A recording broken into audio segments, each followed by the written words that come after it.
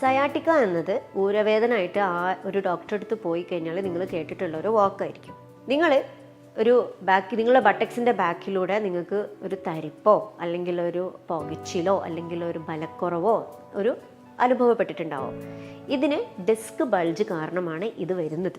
അപ്പം ഈ disc bulge വന്നു കഴിഞ്ഞാൽ അതിൻ്റെ കനാലിൽ തട്ടിയിട്ട് അതിൻ്റെ ഞരമ്പിൻ്റെ ചലനങ്ങളിനെ ബാധിക്കുകയാണ് ഈ സയാട്ടിക്ക എന്ന അസുഖം ബാധിക്കുന്നത്. ഇതിൽ പല തരത്തിലുണ്ട്, രണ്ട് തരത്തിലുണ്ട്.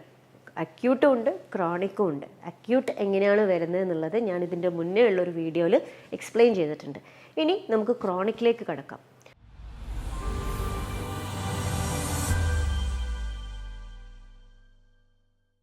ക്രോണിക് എന്ന് പറയുന്നത് 6 ആഴ്ച മുതൽ കൂടുതൽ വർഷങ്ങളായിട്ട് നീണ്ടു നിൽക്കുന്ന ഒരു വേദനയാണ് ക്രോണിക് സയാട്ടിക്ക എന്ന് പറയുന്നത്. അത് ഇതുപോലെ ഓൺ ആൻഡ് ഓഫ് ആയിട്ട് വരും. ചിലപ്പോൾ ഒന്നും ഉണ്ടാവില്ല, ചിലപ്പം നല്ല രീതിയിൽ തന്നെ ആയിരിക്കും, ചിലപ്പോൾ സ്റ്റെപ്പ് കയറുമ്പോഴായിരിക്കും, ചിലപ്പോൾ ഒരു യാത്ര പോകുമ്പോഴായിരിക്കും, ചിലപ്പോൾ ഒരുപാട് നേരം ഇരുന്നിട്ടായിരിക്കും വരുന്നത്. അങ്ങനെ ഇതുപോലെ ഓൺ ആൻഡ് ഓഫ് ആയിട്ട്, അല്ലെങ്കിൽ അത് കിടന്നു കഴിഞ്ഞാൽ ചിലപ്പം മാറും. അങ്ങനെ ഒരു ഓൺ ആൻഡ് ഓഫ് ആയിട്ട് വരുന്ന ഒരു രീതിയാണ് ഈ സയാട്ടിക്കിൻ്റെത്. ഈ ക്രോണിക് സയാട്ടിക്കുള്ള ആൾക്കാർ പലതരത്തിലുള്ള സമ്മർദ്ദത്തിലായിരിക്കും. ചിലപ്പോൾ സർജറി ആയിരിക്കും നിങ്ങൾക്ക് ഡോക്ടർമാർ പറഞ്ഞിട്ടുണ്ടാവുക.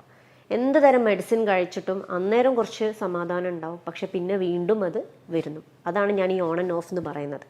അപ്പം ഏത് തരം ചികിത്സ തേടണം, എവിടെ പോകണം, സർജറി വേണോ എന്നുള്ളൊരു തരം മാനസിക സമ്മർദ്ദത്തിലായിരിക്കും. ഈ ക്രോണിക്കായിട്ട് സയാട്ടിക്കുള്ള ആൾക്കാർ ശ്രദ്ധിക്കേണ്ടതെന്ന് വെച്ചാൽ, നിങ്ങളുടെ ഡിസ്കിനെ കുറിച്ച് നിങ്ങൾ ആലോചിക്കേണ്ട, ഡിസ്ക് തള്ളിയല്ലോ എന്നുള്ളത്. ഡിസ്ക് തള്ളിയത് നമുക്ക് ഉള്ളിലേക്ക് ആക്കാൻ പറ്റില്ല. പക്ഷേ ആ ഞരമ്പിന്, ആ തട്ടി നിൽക്കുന്ന ഞരമ്പിന് ഇടയിൽ ഒരു സ്പേസ് ഉണ്ട്.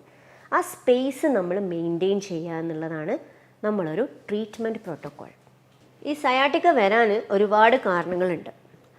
അമിതമായിട്ട് എന്ത് ചെയ്താലും ഒരുപാട് നേരം നിൽക്കുക, ഒരുപാട് നേരം ഇരിക്കുക, ഒരുപാട് നേരം കുനിഞ്ഞ് ജോലി ചെയ്യുക, അല്ലെങ്കിൽ ഒരുപാട് നേരം എന്താ പറയുക, പ്രഷർ, ബാക്കിന് ഒരുപാട് നേരം പ്രഷറുള്ള, സ്പൈനിന് ഒരുപാട് നേരം പ്രഷർ വരുന്ന ജോലികൾ ചെയ്താൽ ഈ ഡിസ്ക് തള്ളാൻ തുടങ്ങും. അതിൻ്റെ ഒരു കാരണം എന്ന് വെച്ചാൽ, ഡിസ്കിനെ ഹോൾഡ് ചെയ്യുന്ന പേശികളുണ്ട്. ആ പേശികൾ സ്ട്രോങ് അല്ല എന്നുള്ളതാണ്. അതിന് വ്യായാമം മസ്റ്റാണ്. ഇപ്പം ഒരു 20 വയസ്സ് കഴിഞ്ഞാൽ വരെ ഈ പേശിവേദന, ഈ ഡിസ്കിൻ്റെ ഇഷ്യൂസ് വരുന്നുണ്ട്. അത് കാരണം ഈ പേശിയുടെ വലയം കടന്നിട്ടാണ് സ്പൈനുള്ളത്. അപ്പോൾ പേശിക്ക് സ്ട്രെങ്ത് ഉണ്ടെന്നുണ്ടെങ്കിൽ അത് സ്പൈനിലേക്ക് എത്തൂല. പക്ഷെ പേശിക്ക് സ്ട്രെങ്ത് കുറഞ്ഞ കാരണമാണ് അത് ഡിസ്ക് ബൾജിലേക്ക് എത്തുന്നത്. ഈ പേശി സ്ട്രോങ് ആവാൻ എന്താ? വ്യായാമം. അതിലുപരി ഒരു ഒറ്റമൂലി ഇല്ല. അത് കൃത്യമായിട്ട് ഓടാനോ ചാടാനോ ജിമ്മിൽ പോകാനോ ഒന്നുമല്ല. സിമ്പിളായിട്ടുള്ള സ്ട്രെച്ചിങ് എക്സസൈസ്, നിങ്ങളുടെ ഒരു ഡേ തുടങ്ങുന്നതിന് മുന്നേ സിമ്പിളായിട്ടുള്ള സ്ട്രെച്ചിങ് എക്സസൈസസ്, അല്ലെങ്കിൽ കുറച്ചൊരു കോർ സ്ട്രെങ്തനിങ് എന്ന് പറയും. നമ്മൾ കോർ എന്ന് പറഞ്ഞു കഴിഞ്ഞാൽ നമ്മളെ സ്പൈന് ഹോൾഡ് ചെയ്യുന്ന ആ ഒരു ഭാഗത്തിന് നമ്മൾ കോർ എന്ന് പറയുന്നത്. ആ core strengthening exercise, stretching exercise മാത്രം ചെയ്താൽ തന്നെ നിങ്ങൾ ഈ പറഞ്ഞ വലിയ വലിയ പ്രശ്നങ്ങളൊക്കെ നമുക്ക് ഒഴിവാക്കാൻ കഴിയും.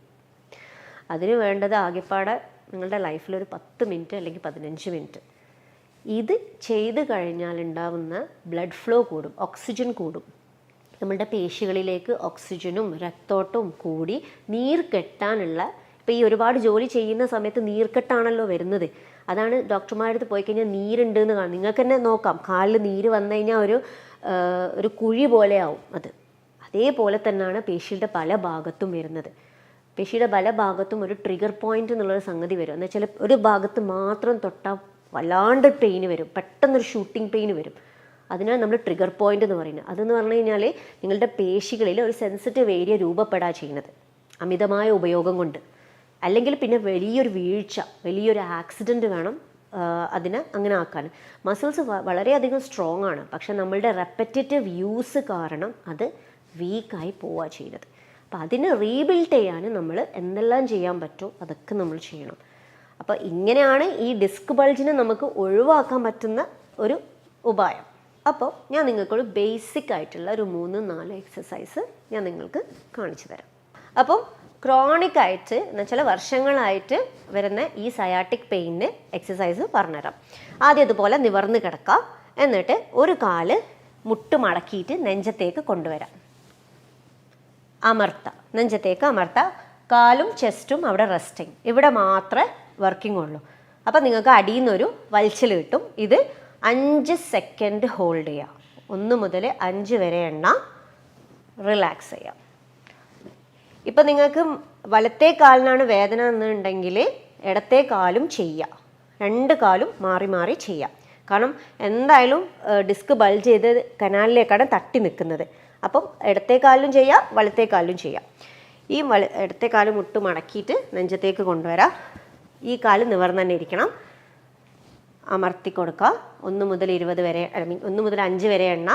റിലാക്സ് ചെയ്യാം. ഇതാണ് ഒന്നാമത്തെ എക്സസൈസ്. രണ്ടാമത്തെ എക്സസൈസ് മുട്ട് രണ്ടും മടക്കുക. എന്നിട്ട് ഒരു മുട്ടിൻ്റെ കാല് മറ്റേ മുട്ടിൻ്റെ മേലെ കയറ്റി വയ്ക്കാം. ഒരു കൈ മുട്ടിൻ്റെ ഇടത്തെ കൈ വലത്തെ മുട്ടിൻ്റെ അവിടെ പിടിച്ചിട്ട് ഒന്ന് റൊട്ടേറ്റ് ചെയ്യുക. ജസ്റ്റ് റൊട്ടേറ്റ് ചെയ്യുക. നിങ്ങളുടെ അപ്പർ ബോഡി അവിടെ തന്നെ ഉണ്ടാവും. കഴുത്ത് അവിടെ തന്നെ ഉണ്ടാവും. ഈ ഭാഗം മാത്രം ചെരിയുള്ളൂ. 5 സെക്കൻഡ് പിടിക്കാം. റിലാക്സ് ചെയ്യാം. അത് തന്നെ ഓപ്പോസിറ്റും ചെയ്യാം. മറ്റേ കൈ കൊണ്ട് പിടിച്ചിട്ട് ഒന്ന് മടക്കി കൊടുക്കുക. 5 സെക്കൻഡ് നേരം പിടിക്കാം. റിലാക്സ് ചെയ്യാം.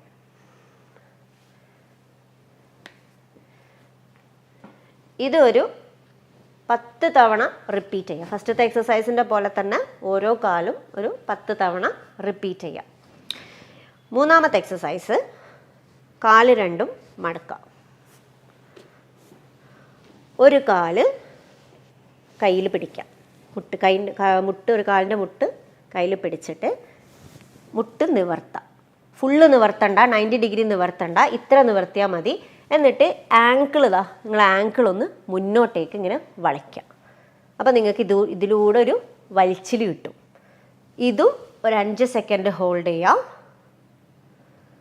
റിലാക്സ് ചെയ്യാം.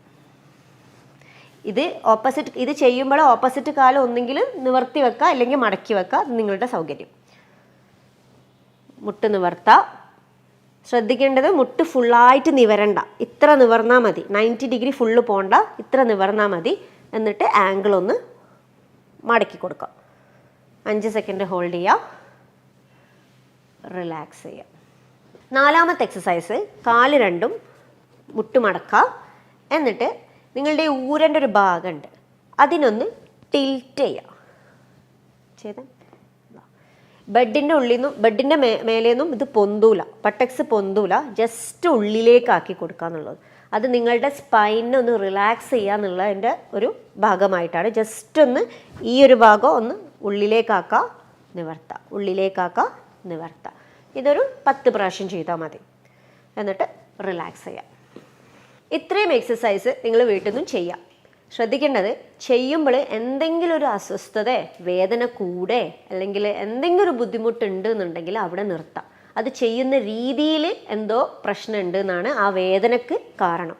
ഇത് ചെയ്യുമ്പോൾ, എക്സസൈസ് ചെയ്യുമ്പോൾ ഒരിക്കലും വേദന ഉണ്ടാവാൻ പാടില്ല. ഓക്കെ, വേദന ഉണ്ടാവുകയും ഇല്ല. അപ്പം ഇൻ കേസ് ഉണ്ടെങ്കിൽ അവിടെ നിർത്താം നിങ്ങൾ. ഇനി മറ്റൊരു വീഡിയോയുമായി വീണ്ടും കാണാം.